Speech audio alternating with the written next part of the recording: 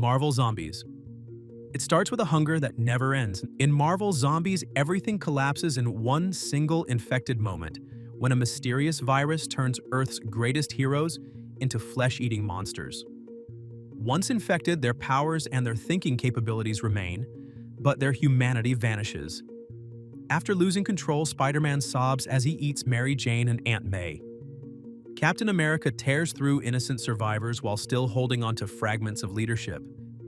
Even the Hulk, driven by blind rage and appetite, devours until there's nothing left. It's not just violent, it's personal. Yet these are not alternate villains in costumes, they are beloved heroes who remember who they were, but can't stop themselves from killing and eating everyone they once swore to protect. But it gets even worse. The virus spreads fast and the world goes quiet. Nick Fury tries to rally the last defense, but S.H.I.E.L.D. falls like everything else. X-Men are slaughtered. The Fantastic Four go from family to predators, and even cosmic beings fall. Even Silver Surfer, upon arriving, is immediately torn apart by zombie Avengers. And while Galactus tries to consume the Earth, he ends up being consumed himself, with the zombies absorbing his power and becoming cosmic hunters, leaving Earth to feast on other planets. What makes this story even darker is that they're not mindless. They remember and regret. But the hunger never stops. They know what they've done and will keep doing it. And that guilt doesn't save anyone. The universe becomes a buffet of ruined worlds and broken gods. But if you thought turning the Avengers into cannibalistic husks was grim, the next story imagines a world where nothing heroic ever existed to begin with. Ruins. In Ruins, the Marvel Universe is not a place of wonder. It is a decaying nightmare where everything that could go wrong absolutely does. This isn't an alternate timeline where heroes fall to one bad day. This is a world where they never stood a chance from the beginning. Phil Sheldon, a journalist once inspired by the promise of heroes, now wanders through the wreckage trying to understand how it all went so wrong. Instead of bright powers and triumph, he finds bodies, failures, and horrors. Here, gamma radiation doesn't make Bruce Banner the Hulk. It rips him apart from the inside, leaving him a green, disfigured corpse. Peter Parker never becomes Spider-Man because the radioactive spider gave him a full-body infection that left him twitching and dying in agony. On top of that, the Fantastic Four don't become astronauts with powers. They return from space as malformed, diseased victims of cosmic radiation, locked up and dying slowly in a government facility. Without these heroes, Nick Fury runs a government drowning in paranoia and secrecy, while the X-Men are hunted and experimented on without mercy. Everything that once symbolized hope is twisted beyond repair. Even the sky is filled with dust, and the air feels heavy with loss. In the end, Phil's journey comes to a stop, not with revelation, but with silence, because even he is consumed by the world's decay. There are no heroes, no redemption, only a deep and haunting sense that this world was doomed from its first breath. But as bad as that sounds, the next story doesn't show a world where heroes failed. It shows a man who succeeds at vengeance in the most brutal way possible. Punisher, the Slavers. Punisher. The Slavers is not just violent, it is one of the most brutal and emotionally disturbing comics Marvel has ever released. It drags Frank Castle into a world that feels more real than any supervillain fight. A world built on human misery and suffering. This time, he's not hunting mob bosses or corrupt officials. He's going after sex traffickers running a human slavery ring deep within the shadows of New York City. And unlike most of his enemies, these ones aren't armed with powers or tech, but with cruelty and silence. It all starts when Frank stumbles across a woman escaping her captors, bruised and broken, carrying a story no one else wants to hear. She tells him about a criminal empire built on kidnapping women from Eastern Europe, breaking them mentally and physically, and selling them like livestock. The deeper Frank goes, the more horrifying it gets. Children are involved, corrupt officials are complicit, and the people in charge operate without fear of consequence. There's no redemption arc here, no chance to save everyone. So Frank becomes judge, jury, and executioner. He tears through the operation with cold precision, showing no mercy to the ones behind the trafficking. Each death is delivered with the weight of justice and rage. By the end, the entire ring is in flames, but the victory feels hollow because the damage done to the victims can never be undone.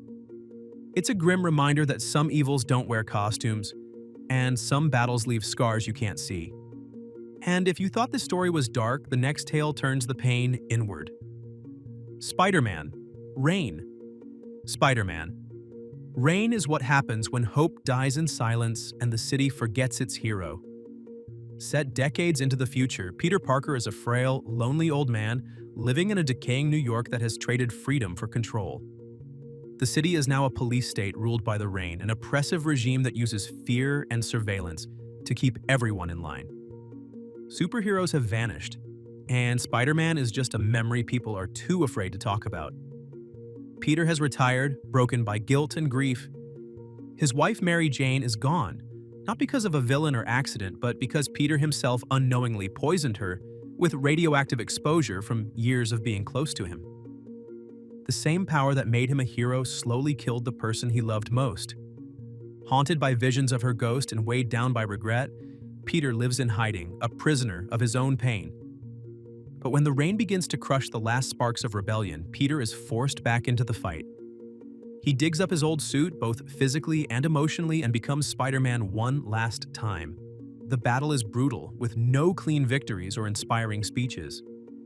Peter confronts the villains of his past, now twisted by time, and the city's new tyrants, who fear what Spider-Man represents more than the man himself. By the end, Peter reignites a bit of hope in the city, but it's a cold flame flickering in darkness. His return inspires the next generation, but it comes at a heavy cost.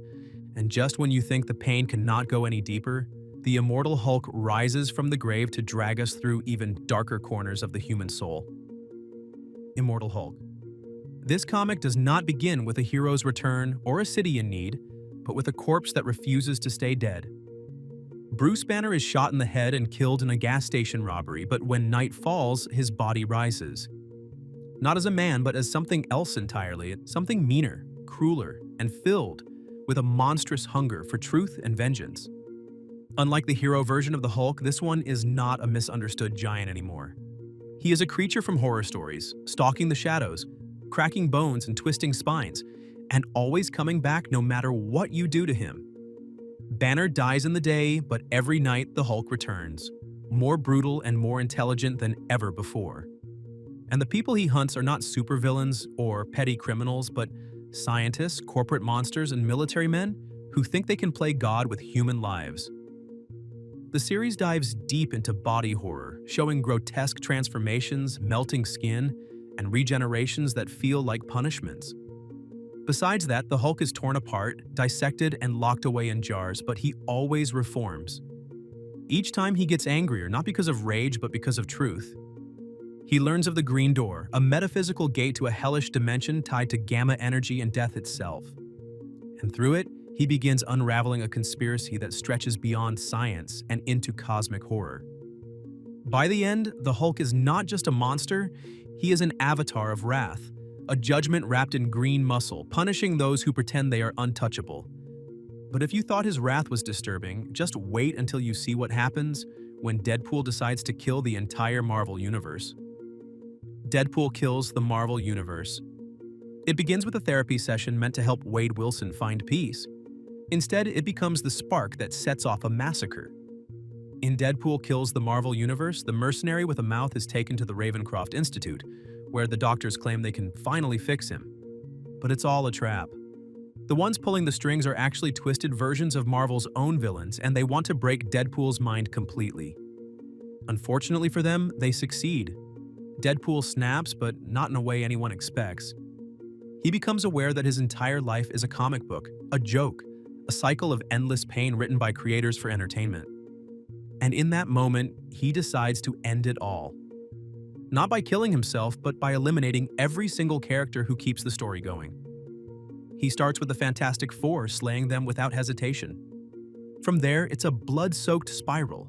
He kills Spider-Man mid-sentence, he traps the X-Men inside a mental illusion before slaughtering them, and he even tricks the Avengers into letting their guard down. No one is spared. Not even cosmic entities or abstract beings like the Watcher. As the bodies pile up, the world turns silent. There are no heroes left. Only Deadpool and the knowledge that the only thing left to do is kill the creators themselves. and that is exactly where he heads next. The final panel shows him looking directly at the readers, whispering that he's coming for them next. But if you thought that was twisted, the next world is even worse. Old Man Logan. The world is already broken when Old Man Logan begins. Decades have passed since the villains finally did the unthinkable. They banded together, coordinated their attacks, and wiped out nearly every hero in one single night. With the Avengers, X-Men, and Fantastic Four all dead, the villains carved up the United States like gangsters splitting turf. Dr. Doom took one section, Red Skull crowned himself the president in another, and Hulk, yes, the Hulk, became a twisted, inbred crime lord ruling over his corner with brute force. In the middle of it all lives Logan, older, quieter, and no longer the man people once called Wolverine. He hasn't popped his claws in 50 years, not since the day he was tricked into killing all the X-Men in a brutal illusion created by Mysterio. That trauma crushed him, and he chose to disappear into a quiet life with a family, hiding from the world he once tried to protect. But peace never lasts. When the Hulk's children murder Logan's family over rent, something inside him finally breaks again. He sharpens the claws he swore to never use and sets out across the wastelands, leaving behind a trail of blood and broken tyrants. Along the way, he cuts through gangs, topples empires, and even kills the Red Skull, taking Captain America's old shield as a trophy. In the end, he confronts Hulk himself, now a grotesque monster with a cannibal family, and slaughters the entire bloodline. Logan rides off with Bruce Banner Jr., the one innocent life left hoping to raise him right in a world gone wrong. But just when you think things cannot get more twisted, the next dark tale shows that corruption can exist even in the purest of heroes. The Ultimates. Unlike the traditional Avengers most readers grew up with, the Ultimates introduced a darker, more grounded version of Marvel's heroes. Set in the Ultimate Universe, this was not about shining symbols of hope, but flawed, unstable people weaponized by governments and fueled by politics, fear, and ego. Captain America was not a beacon of idealism, but a hardened soldier with zero tolerance and a tendency to solve disagreements with his fists. Iron Man struggled with terminal illness and used booze to hide from the weight of his genius, while his tech became government property. Here, Thor was either a god or a delusional man with a messiah complex, and no one could truly tell. But that's not all. The Hulk, no longer just a rage machine, was a cannibalistic monster who slaughtered innocents in a frenzy, and the government covered it up to protect their investment. And Hank Pym, the original Giant Man, was abusive to Janet Van Dyne, and when the rest of the team found out, it didn't end in justice, it ended in violence. When the Hulk went on a rampage in Manhattan, Nick Fury ordered the Ultimates to take him out like a wild animal, and they did so with brutal force. But perhaps the darkest turn came when the team learned they were not superheroes at all. They were pawns, used to manipulate global conflicts, stage fake threats, and reinforce American dominance in a world on the brink. By the time alien invasions and internal betrayals tore the team apart, it became clear there were no real heroes in this world, just people trying to survive their roles. The Ultimates was a raw, unforgiving reimagining of Marvel's mightiest, and it pulled no punches in showing how power, when unchecked, eats itself alive.